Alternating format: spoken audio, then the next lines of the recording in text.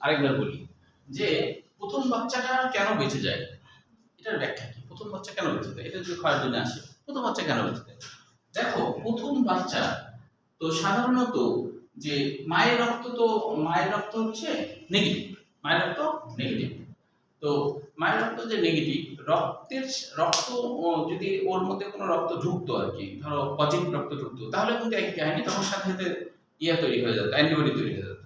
হ্যাঁ, তো এখন ধরো নেগেটিভ বলে ওর মধ্যে তো কেউ পজিটিভ রক্ত দেয়ও নি, কাজেই মা হলো ফ্রেশ, ওর মধ্যে অ্যান্টিবডিও তৈরি হয়নি, ওর মধ্যে অ্যান্টিবডিও তৈরি হয়নি, কারণ কাউকে তো পাইনি লোক। হ্যাঁ, এখন বলা হচ্ছে যে সাধারণভাবে অ্যান্টিবডিগুলা তৈরি হয় কখন? যখনই প্রথম বাচ্চা যখন হয়, নাড়ি কাটা হয়, নাড়ি কাটলে কিন্তু যে ওই বাচ্চার মধ্যেও অ্যান্টিবডি তৈরি হয়ে যায়, মায়ের মধ্যে অ্যান্টিবডি তৈরি হয়। নাড়ি কাটলে মায়েরও মধ্যে ধুলাবালি একটু, বাতাসে ধুলাবালি একটু যায়, বাচ্চার মধ্যে যায়, মায়ের মধ্যে ধুলাবালি গেছে, অ্যান্টিবডি তৈরি হয়ে গেল, তৈরি হয়ে গেছে, এখন তৈরি হয়ে বসে আছে। এবার দ্বিতীয় বাচ্চা হলে অ্যান্টিবডি তো আগেই তৈরি হয়ে আছে, মানে অর্থাৎ হলো যে ভিন্ন কেউ আসলে আমি ধ্বংস করবো। তো কাজেই তখনই ভিন্ন দ্বিতীয় বাচ্চা, তখন সে পজিটিভ, ও তো অ্যান্টিবডি, আগে তো অস্ত্র ছিল না, তাই প্রথম বাচ্চা বেঁচে গেছে, পরে তো অস্ত্র আছে না, পরে অস্ত্র আছে, বুঝা গেল কি? তাহলে স্যার এটা রিডিউস করার মানে অনেকেরই তো হয় না সেকেন্ড বাচ্চা থার্ড বাচ্চা, এটা কি করে হয়? ওটা ওষুধে যে ইনজেকশন আছে, ইনজেকশন দিলে যেটা হয় ওটা হলো অ্যান্টিবডি ইনজেকশন, অ্যান্টিবডি। হ্যাঁ হ্যাঁ, অ্যান্টিবডিগুলোকে দমন করে রাখবে, অ্যান্টিবডিগুলোকে রক্তের সাপেক্ষে অ্যান্টিবডিকে দমন করে রাখবে, তখন বাচ্চা হয়। এখন ওষুধ আবিষ্কার হয়েছে, আগে এই ওষুধটা ছিল না, বুঝতে পারছো? এটা হলো কারণ। এখান থেকে এমসিকিউর জন্য আমাদের হচ্ছে যেটা করতে হবে, এই যে কালনা ন্যাশনাল 1940 সালে এবং উইনার রেসাস বানরের রক্ত খরগোশের শরীরে দিয়ে এই রেসাস ভ্যাক্টরের ব্যাপারটা আবিষ্কার করছিলেন। আর এটা সৃজনশীলের জন্য পড়বা। তারপর হচ্ছে যে এখান থেকে আর কিছুই নাই, এবার হলো বিবর্তন থেকে তেমন কিছু নাই, শুধু এমসিকিউ মূলত পড়বা। যেমন ধরো বিবর্তনের থেকে যে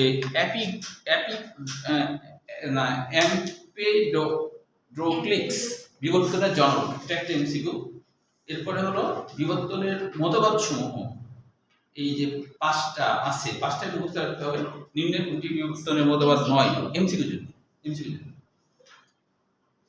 এরপরে লেমার্কের সূত্র নিয়ে, লেমার্ক একজন ফরাসি দার্শনিক ও প্রকৃতি বিজ্ঞানী ছিলেন। লেমার্কের সূত্রসমূহ, এই চারটা সূত্র মুখস্থ করতে হবে। দেখো এই সূত্রগুলা তেমন কঠিন কিছু না, বলছে যে প্রত্যেক জীব তার জীবনকালে অন্তর্জীবনী শক্তির প্রভাবে দেহের আকার ও অঙ্গ প্রত্যঙ্গের বৃদ্ধি ঘটাতে চায়, এটা জিনগত একটা ব্যাপার যে সবাই বড় হতে চায়। দ্বিতীয় সূত্র হলো পরিবেশের প্রভাব ও জীবনের সক্রিয় প্রচেষ্টা ও আঙ্গিক পরিবর্তন, মানে এটা বলছে যে জীবনের প্রচন্ড চেষ্টার মাধ্যমে দেখা যায় অনেক প্রাণী তার মধ্যে একটু পরিবর্তন আনতে পারে। যেমন বলা হচ্ছে যে ওই যে তোমার জিরাফগুলো আগে কিন্তু তার জিহ্বা এত বড় ছিল না, তো পরিবেশগত কারণে নাকি তার জিহ্বা বড়, তার জিহ্বাটা অনেক বড় হয়ে গেছে। হ্যাঁ, এরকম। তো এটা আর কি। আরেকটা হলো ব্যবহার অব্যবহার, মানে ব্যবহার যদি না হয় তাহলে ওটা আসলে বিলুপ্ত হয়ে যাবে, আর ব্যবহার হলে ওটা হচ্ছে মানে সুগঠিত হবে। অর্জিত বৈশিষ্ট্য উত্তরাধিকার, এটা অবশ্য ভুল, যে প্রতিটি জীবের জীবদ্দশায় অর্জিত সকল বৈশিষ্ট্য, এখন কারণ যদি মনে করো জীবিত অবস্থায় পা নাই, তাই বলে তার বাচ্চার পা হবে না, এটা তো না। অর্জন তো করছে, যে ওর পা নাই, তো ওর বাচ্চার পা হবে না, হবে, এটা ঠিক। আর আরেকটা যেটা, যে এই সমালোচনা আছে, কিন্তু সমালোচনা আসে, এই যে লেমার্কের সূত্রগুলোর ব্যাখ্যা, এটা হলো নিজে পড়লে বুঝবা, কিন্তু এই যে সমালোচনা, হ্যাঁ সিকিউ হিসাবে লেমার্কের সূত্র সময়ের ব্যাখ্যাটা সৃজনশীল হিসেবে আসে, ত্রুটিও সৃজনশীল হিসেবে আসে। ত্রুটিগুলোর ক্ষেত্রে যেগুলো বলা হচ্ছে যে মুসলমানদের যে মুসলমানি দেওয়া হয়, তো তার বাচ্চাদের তো একা একা মুসলমানি হয় না, তার মানে এটা যে অর্জিত যা হবে তাই হবে, এটা ভুল কথা। তারপর আরেকটা বলছে অন্তর্জীবনীর শক্তি বলে পরবর্তী প্রজন্মে দেখা যায় সেটা হয়ে যায়। তো বৈজ্ঞানিকরা বলছে এটা সত্য না, কারণ অতীতে অনেক মানুষেরই আকাশে ওড়ার শখ ছিল, এটা তার অদম্য ইচ্ছা ছিল, তাহলে মানুষের পাখা হলো না কেন, মানে যে ডানা হলো না কেন আকাশে ওড়ার? তার মানে এগুলা সঠিক না, এটা বলছে আর কি। হ্যাঁ, নাক ফোরানো, কান ফোরানো এটা অর্জিত, কিন্তু এটা তো পরবর্তীতে একা একাই কি নাক ফোরা এটা হয় না। তারপর হলো এক বৈজ্ঞানিক ইঁদুরকে অন্ধকার ঘরে রাখছিল অনেক বছর আর কি তার বাচ্চাদের অন্ধকার ঘরে রাখে, তার বাচ্চাদের, তাহলে পরিবেশের প্রভাবে যদি যেহেতু অন্ধকার তাহলে তো চোখ লাগবে না, তাহলে চোখ বিহীন তো হওয়ার কথা, তা তো হয়নি। এভাবে সমালোচনাটা আর কি করছেন আর কি। এরপরে দেখো ডারউইনবাদ, ডারউইনিজম কাকে বলে, এটা জ্ঞানমূলক কোশ্চেন।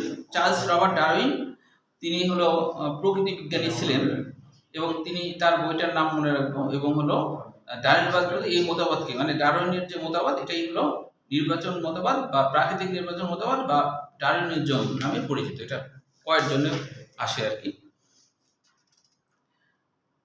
এরপরে হলো শেষের দিকে দেখো ডারউইন ওয়ালেস, ইংরেজ প্রকৃতিবিদ আলফ্রেড রাসেল ওয়ালেস জীবের বিবর্তন সম্পর্কে ডারউইনের অনুরূপ ধারণা প্রকাশ করেন, তাই ডারউইন ওয়ালেস মতবাদ নামেও পরিচিত। তারপরে মারা যান কবে, 1882 সালের 19 এপ্রিল, এটা লাগবে আর কি। এরপরে এখান থেকে কোনো কিছু নাই, সরাসরি নব্য ডারউইনবাদের এখানে একটা জ্ঞানমূলক আছে। নব্য ডারউইনবাদ কাকে বলে? স্যার এগুলো কি পড়বো না আসে? না, এগুলো আসে না, পড়তে হবে না। যেগুলো দাগাই দিলে হ্যাঁ হ্যাঁ, সেগুলো শুধু করবা। তারপরে দেখো যে নব্য ডারউইনবাদ কাকে বলে, আর হচ্ছে যে জার্মপ্লাজম সোমাটোপ্লাজম, এই বিষয়টা আর কি। জার্মপ্লাজম সোমাটোপ্লাজম এর ব্যাপারটা, যে নব্য ডারউইনবাদ যেটা বলছিল সেটা হলো যে আসলে জন্মকোষের যদি পরিবর্তন হয় এটা পরবর্তীতে পরিবর্তন হবে, দেহকোষে পরিবর্তন হবে, আর দেহকোষে পরিবর্তন হলে ওইটা জন্মকোষে কোনো প্রভাব ফেলবে না। এটা হলো নব্য ডারউইন, যা বর্তমানে বৈজ্ঞানিকরা তা বলছে আর কি। এটাই হলো জার্মপ্লাজম সোমাটোপ্লাজম। এরপরে কিছু গুরুত্বপূর্ণ জ্ঞানমূলক ও পার্থক্য সৃজনশীল হিসেবে আসে ল্যামার্কবাদ এবং ডারউইনবাদ, পার্থক্য সৃজনশীল হিসেবে আসে। এরপরে হলো সমসত্ব অঙ্গ, এটা কিন্তু জ্ঞানমূলক কোশ্চেনের জন্য খুবই গুরুত্বপূর্ণ, পরীক্ষা অনেকবার আসছে, ক্ষয়ের জন্য আসে, যে যেসব অঙ্গের উৎপত্তি ও আভ্যন্তরীণ গঠনের ভিত্তি এক, মানে উৎপত্তিও এক, অভ্যন্তরীণ গঠনের ভিত্তিও এক, তাদেরকে বলা হয় সমসত্ব অঙ্গ। উদাহরণগুলো এমসিকিউ হিসাবে গুরুত্বপূর্ণ, আবার মনে রাখতে হবে, এটা অ্যাডমিশনে অনেক সময় আসে এই উদাহরণগুলো। আরেকটা হলো সমবৃত্তি অঙ্গ, যেসব অঙ্গ গঠনগত দিক থেকে আলাদা কিন্তু কাজের দিক থেকে এক, সেগুলোকে সমবৃত্তি অঙ্গ বলে, উদাহরণগুলো লাগবে। তারপরে নিষ্ক্রিয় অঙ্গ কোনটি, নিম্নের কোনটি, এগুলো সব মুখস্থ রাখতে হবে। যে নিষ্ক্রিয় অঙ্গ লোম, উপপল্লব, আক্কেল দাঁত, এগুলো এমসিকিউ এগুলো।